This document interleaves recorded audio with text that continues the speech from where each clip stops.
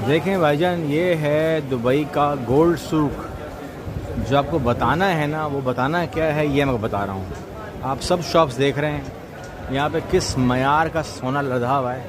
ये जो देख रहे हैं कपड़े शपड़े जो आप देख रहे हैं, ये कुछ और नहीं, सोना ही है सारा।